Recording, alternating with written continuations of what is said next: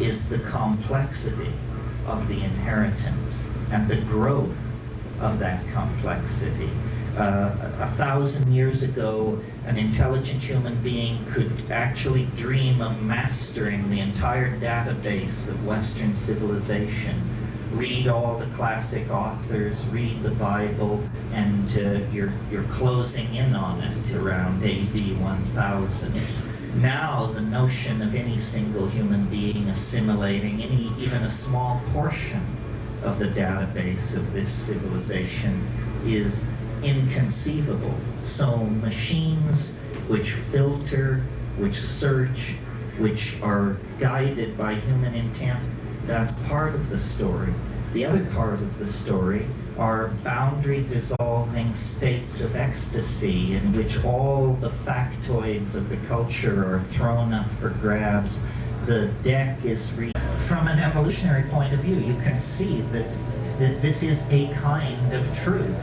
And many plants hitchhike around on animals, and no animal has been more prolific in the spreading of plants than the human animal. I mean, we call it ecosystemic disruption. What it really is ecosystemic homogenization. I live in Hawaii, for example. 80% of the plants in Hawaii are now introduced species. Almost none of the plants that were pre-conquest on the western coast of North America exist anymore. They have been supplanted by much tougher, more tightly evolved Mediterranean plants that had known the presence of grazing animals for millennia. So these flora are constantly being changed. Human beings move plants around. Well, with that perspective, then, it seems to me the Earth's strategy for its own salvation is through machines. And human beings are a kind of intermediary catalytic step in the rarefaction of the Earth. The Earth is involved in a kind of alchemical sublimation of itself into a higher state of morphogenetic order. And that these machines that we build are actually the means by which the Earth itself is growing conscious. You know, if you study embryology, you know that the final ramification, the final spread and thinning out of the nervous system happens very suddenly at the end of fetal development. And I don't know if you've been paying attention, but in the last 10, 12 years or so, a very profound change has crept over our household appliances. They've become telepathic. So while we were arguing about the implications of the internet for e-commerce or what have you, all of these passive machines, previously used for playing Pong and word processing, became subsets of a planetary node of information that is never turned off, that endlessly whispers to itself on the back channels, that is endlessly monitoring and being inputted data from the human world. And we should know, because concomitant to the development of all this technology, chaos theory, non-equilibrium thermodynamics, the work of Eric Jantsch, Amelia Prigozhin, and Ralph Abraham, and Stuart Kauffman, all these people who worked in complexity theory and perturbation of large-scale dissipative structures, these people have secured that complex systems spontaneously mutate to higher states of order. This is counterintuitive if you're running physics 19th century style as your OS. But if you're actually keeping up with what's going on, there is nothing miraculous about this. All kinds of complex systems spontaneously mutate to higher states of order. But what it really means is that we are in the process of birthing some kind of strange companion. You know, Nietzsche, 100 years ago, said, "That strangest of all guests now stands at the door." He was speaking of nihilism. And certainly the 20th century sat down, had the party, drank the booze, and went to bed with nihilism. But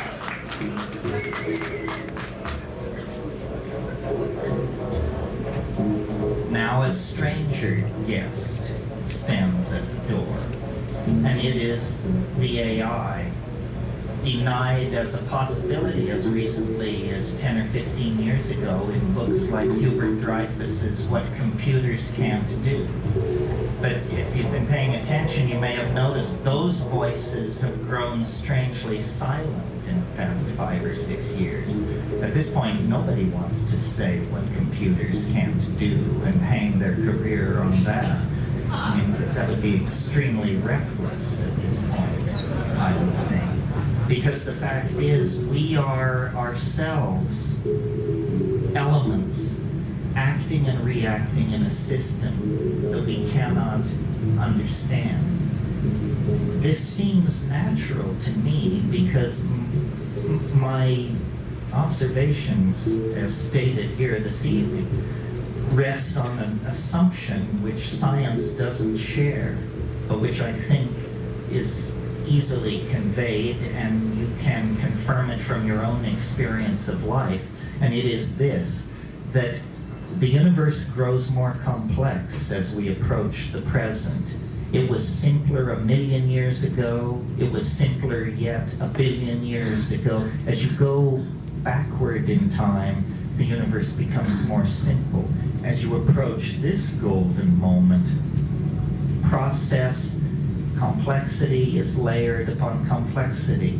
Not only a planetary ecosystem, not only language-using cultures, but language-using cultures with high technology, with supercomputers, with the ability to sequence our own genome, on and on and on.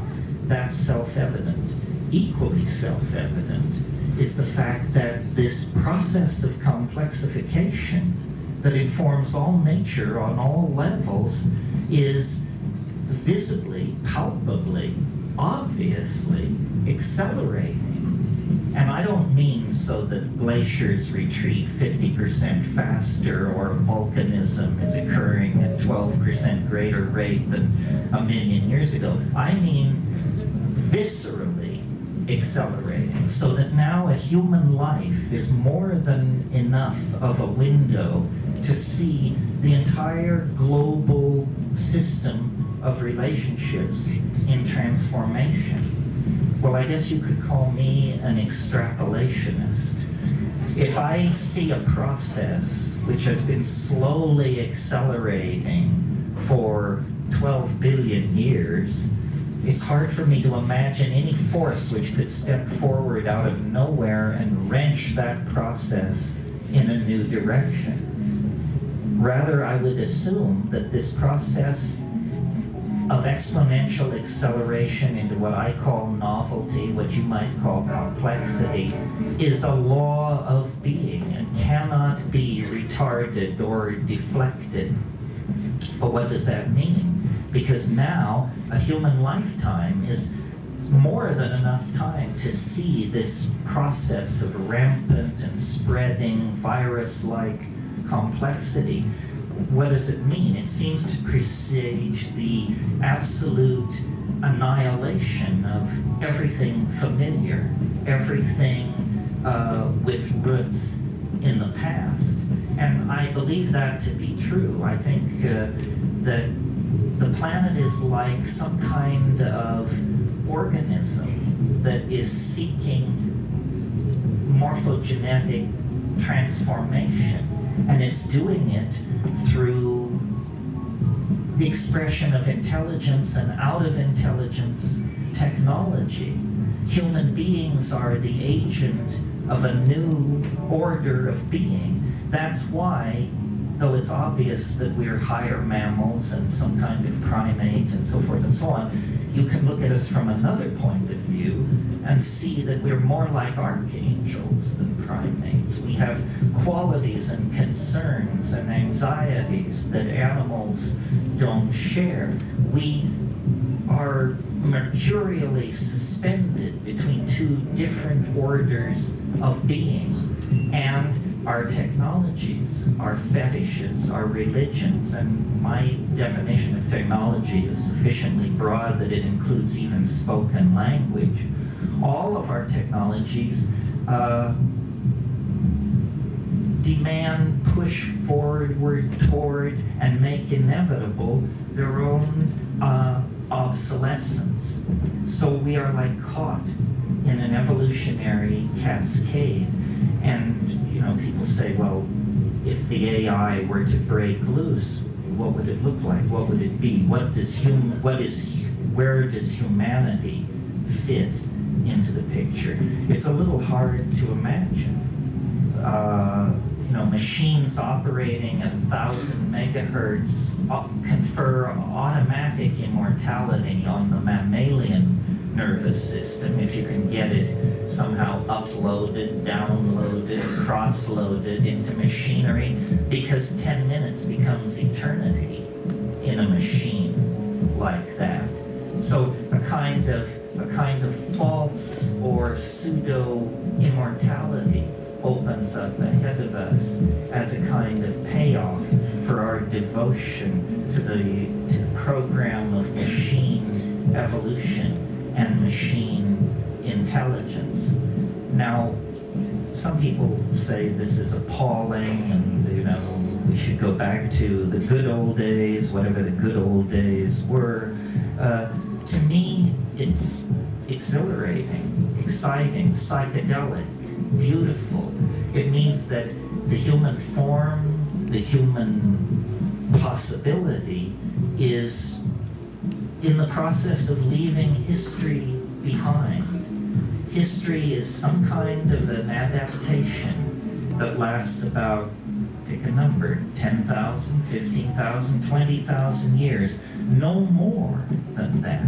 Well, what is 20,000 years in the life of a biological species? We know that there were Homo sapiens sapien types 200,000 years ago. So history is some kind of an episodic response to a certain set of cultural dilemmas, and now it's ending. And print created a number of ideas which now have to be given up. Ideas like the distinct nature, the distinct and unique nature of the individual, the hierarchical, the necessary hierarchical structuring of society. All of these things are going to, if not have to be given up entirely, dramatically modified, because the illusion that the self has simple location is now exposed. The self does not have simple location. This is why you are your brother's keeper. This is why we all are responsible for each other. The idea that what happens in distant parts of the world makes no claim on my moral judgment or my moral understanding is wrong. The world, as revealed by quantum physics, as revealed by electronic experience, is what Leibniz called a plenum. It's all one thing. It's all connected. It's all of a part.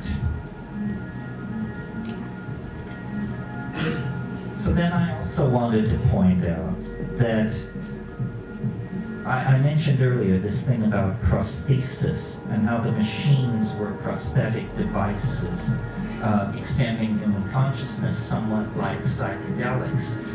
That's the equation from a human point of view. But what is also equally true is that we are prosthetic devices for these machines. We are their eyes and ears in the world. We provide the code, we provide the constraints, we build the hardware. It is a relationship of mutual benefit. It's not entirely clear that our contribution will always be creative, in the sense of that our primate hand will be on the tiller of existence as it has been.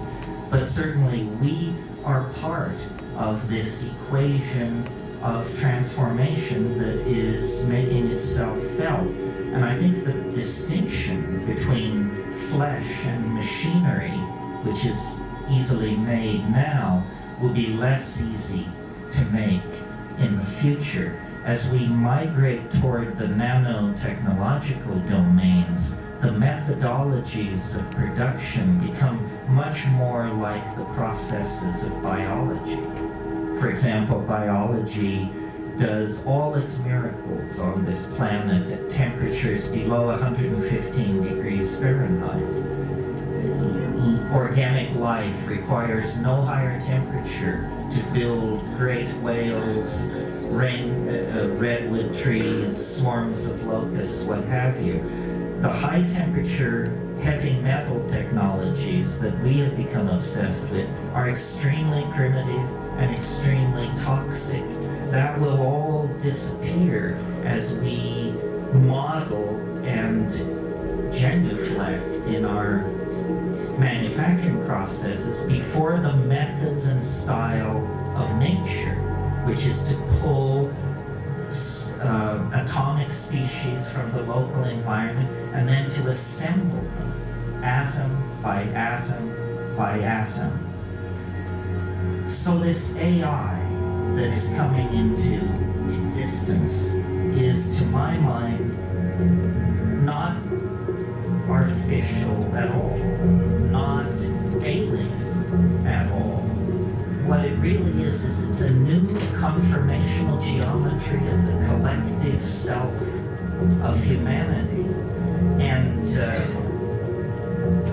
I've always believed that there are different models of what shamanism is. There's sort of a Jungian model, which is the shaman is someone who goes to the collective unconscious and manipulates the archetypes and heals by that means.